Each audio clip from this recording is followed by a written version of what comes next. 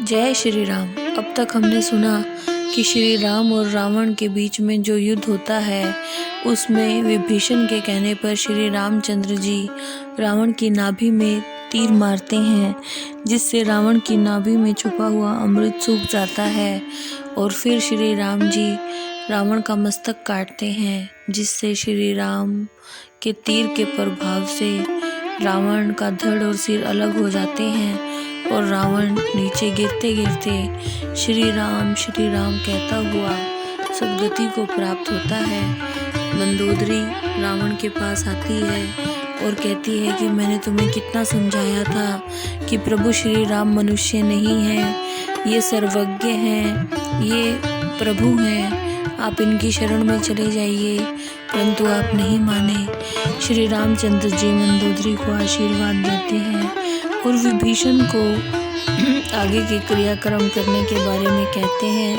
आइए अब आगे सुनते हैं श्री रामचरितमानस। आई विभीषण पुनि सिर नायो, कृपा सिंधु तब अनुज बुलायो, तुम कपीस अंगद नल नीला, जामवंत मारुति ने सीला, सब मिली जाहूँ विभीषण साथा, सारे हूँ तिलक कहूँ रघुनाथा, पिता बचन में नगर न आवो, आप सरिस कपि अनुज पठावो, तुम सुग्रीव अंगद नल नील जामवंत हनुमान सब मिलकर विभीषण के साथ जाओ और उसका राज तिलक करो। मैं पिताश्री की आज्ञा के कारण नगर में नहीं आ सकता, परंतु अपने ही समान लक्ष्मण और वानरों को भेजता हूँ। तुरंत चले कपि सुनी प्रभु बचना, कीनी जाई तिलक की रचना, सादर सिंहासन बैठारी, तिलक साजे स्तुति अनुसारी। प्रभु की आज्ञा मानकर वानर तुरंत चले गए और राज तिलक की व्यवस्था करने लगे। आदर पूर्वक विभीषण को सिंहासन पर बिठाकर राज तिलक किया। जोरी पानी सब ही सिर नाए, सहित विभीषण प्रभु कहीं आए। तब रघुबीर बोले कपिलीने, कहीं प्रिय बचन सुखी सब कीने, सबने हाथ जोड़कर अपने शीश नवाए। इसके बाद विभीषण सबको साथ लेकर प्रभु श्री राम जी के पास लौट आए। तब प्रभु श्री राम जी ने सब वानरों को बुलाया और मधुर वाणी में बोलकर सबको सुख प्रदान किया और कहा कि तुम्हारे ही बल से शत्रु मारा गया है और विभीषण को राज्य प्राप्त हुआ है। तुम लोगों का यश तीनों लोकों में बना रहेगा। जो प्राणी मेरे साथ तुम्हारी सुंदर कीर्ति परम प्रीति पूर्वक गाएंगे, वे मनुष्य बिना परिश्रम के ही इस अपार संसार सागर से तर जाएंगे। प्रभु श्री राम जी के मधुर वचनों को कानों से सुनकर वानर समूह तृप्त नहीं हो रहा था। बार बार अपने शीश झुकाते और श्री राम के चरण को पकड़ लेते। पुनि प्रभु बोली लियो हनुमाना, लंका जाऊं कहूँ भगवाना, समाचार जान की ही सुनावो, तासु कुशल ले तुम चली आवो। फिर प्रभु श्री रामचंद्र जी ने हनुमान को बुलाया और कहा तुम लंका में जाओ और सीता जी को सब समाचार सुनाओ और उनके कुशल समाचार लाकर सुनाओ।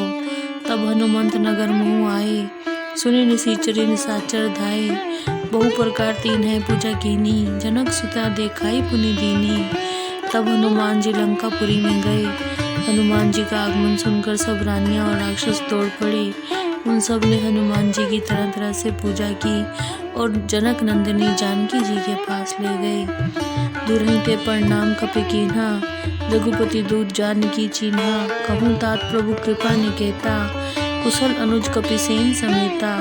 हनुमान जी ने दूर से ही सीता जी को प्रणाम किया। सीता जी ने प्रभु श्री राम जी के दूत को पहचान लिया। सीता जी ने पूछा कहो तात दयानिधि प्रभु श्री रामचंद्र जी, छोटे भाई लक्ष्मण जी और वानर सेना सहित सब कुशल से तो हैं। सब विधि कुशल कौशलाधीसा, मातु समर जीत्यो 10 सीसा, अभिचल राजु विभीषण पायो, सुन कपि बचन हर्ष उर्छायो। हनुमान जी बोले ही माता, कौशलपति प्रभु श्री रामचंद्र जी सब प्रकार से कुशल पूर्वक हैं। उन्होंने युद्ध में रावण पर विजय प्राप्त कर ली है और विभीषण जी ने अचल राज्य को प्राप्त कर लिया है। हनुमान जी की बात सुनकर सीता जी का मन प्रफुल्लित हो गया। अति हर्ष मन तन पुलक लोचन सजल कह पुनि पुनि रमा, का देवते हित्र लोकी महु कपि किंपी नहीं बानी समा। सुन मातु मैं पायो अखिल जग राज आज ना संशय, रंजीती रिपुदल बंधु जूत पश्यामी राम नाम में। सीता जी के हृदय में अपार हर्ष हुआ, शरीर पुलकावली से भर गया और नेत्र जल से भर गए। लक्ष्मी स्वरूपा सीता जी बार बार कहने लगी, हे कपि, मैं तुम्हें क्या उपहार दूं? इस समाचार के समान त्रिलोकी में कुछ भी नहीं है। हनुमान जी बोले, माता सुनिए, मैंने आज निसंदेह सारे संसार का राज्य पा लिया है, जो मैं युद्ध में शत्रु सेना को जीतकर भाई लक्ष्मण सहित निर्विकार श्री राम जी को सकुशल देखता हूँ। सुन सूत सद्गुण सकल तव, हृदय बसऊं हनुमंत, सानुकूल कौशलपति रहूं समेत अनंत। सीता जी बोली, हे पुत्र सुनो, तुम्हारे हृदय में सद्गुण वास करे और भाई लक्ष्मण सहित श्री रामचंद्र जी सदैव तुम्हारे अनुकूल रहें। अब से जतन करहूँ तुम ताता, देखो नैन सामृत गाता। तब हनुमान राम कही जाई, जनक सुता के कुशल सुनाई। हे तात, अब तुम वही उपाय करो जिससे मैं शीघ्रता अति शीघ्र प्रभु के कोमल श्याम शरीर के नेत्रों से दर्शन कर सकूं। तब हनुमान जी ने श्री राम जी को सीता जी की कुशलता का समाचार दिया। सुनी संदेश भानु कुलभूषण, बोली लिए युवराज विभीषण। मारुत सुत के संग से धावो, सादर जनक सुतई ले आवो। सूर्य वंश में शिरोमणि श्री रामचंद्र जी ने सीता का संदेश सुनकर अंगद और विभीषण को बुलाया और कहा, तुम लोग हनुमान जी के पास जाओ और हनुमान जी के साथ जाओ और आदर पूर्वक सीता जी को यहाँ ले आओ। तुरत ही सकल गए जहाँ सीता, से वही सब निसीचरी विनीता। बेगी विभीषण तिन्हीं सिखायो, तिहम बहुम बुद्धि मंजन करायो। आज्ञा सुनते ही सब वहाँ गए जहाँ पर सीता जी थी। समस्त राक्षसियां नम्र भाव से सीता जी की सेवा में संलग्न थी। विभीषण ने तुरंत सबको समझा दिया। उन्होंने आदर पूर्वक सीता जी को तरह तरह के आभूषण पहनाए, फिर वे सुंदर पालकी सजा कर ले आई। सीता जी प्रसन्न मन से उस पर सुख के धाम प्रीतम श्री रामचंद्र जी का स्मरण करके बैठ गई। कह रघुबीर कहा मम मानो, सीता ही सखा प्यादे आनो। देखो कपि जननी की नाई, बीसी कहा रघुनाथ गोसाई। श्री राम जी बोले, हे मित्रों, मेरा कहना मानो और सीता जी को पैदल ले आओ, जिससे समस्त वानर माता की तरह उनका दर्शन कर लें। गोस्वामी श्री रामचंद्र जी ने ये बात हंसकर कही। सुनी प्रभु वचन भालू कपि हर्षे, नभते सुरन्या सुमन बहु बरसे। सीता प्रथम अनल मुहु राखी, प्रकट किन्हीं चह अंतर साखी।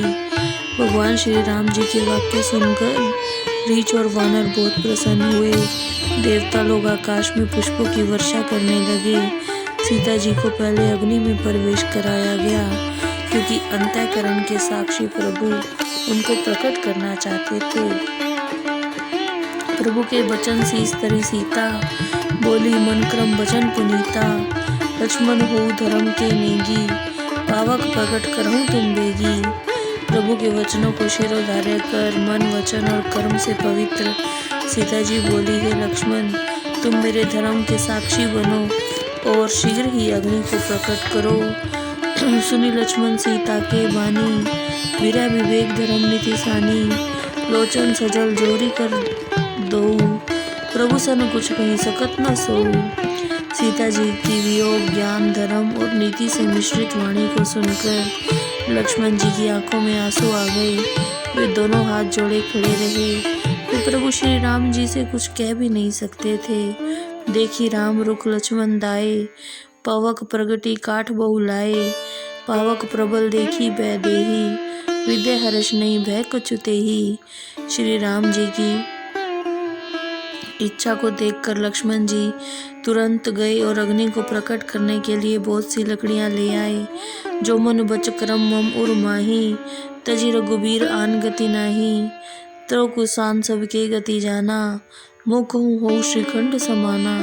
सीता जी ने कहा, यदि मन वचन और कर्म से मेरे हृदय में श्री राम जी को छोड़कर दूसरी गति नहीं है, तो सबकी गति जानने वाले अग्निदेव, तुम मेरे लिए चंदन के समान शीतल बन जाओ। सीता जी ने श्री राम का स्मरण करके और श्री राम की जय बोलकर उन जिनके हृदय में सीता जी के लिए निर्मल प्रीति है, चंदन सी शीतल अग्नि में प्रवेश किया। सीता जी की छाया और उसका लौकिक कलंक प्रचंड अग्नि में जल गया। प्रभु के इन चरित्रों को कोई समझ नहीं पाया। देवता, मुनि, सिद्ध सब आकाश में खड़े ये सब कौतुक देख रहे थे। तब अग्नि ने अपना रूप धारण कर वेदों में और संसार में विख्यात लक्ष्मी रूपिणी सीता जी का हाथ उसी प्रकार श्री रामचंद्र जी को सौंपा जैसे क्षीर सागर ने विष्णु जी को लक्ष्मी जी सौंपी थी। वहीं जानकी जी श्री राम जी की बाईं ओर विराजमान हो गई। वे अत्यंत सुंदर लग रही थी। देवता खुश होकर फूल बरसाने लगे, आकाश में नगाड़े बजने लगे। सीता जी सहित श्री राम जी की अपरंपार शोभा देखकर सभी बहुत प्रसन्न हुए और आनंद स्वरूप श्री रामचंद्र जी की जय बोलने लगे। जय श्री राम।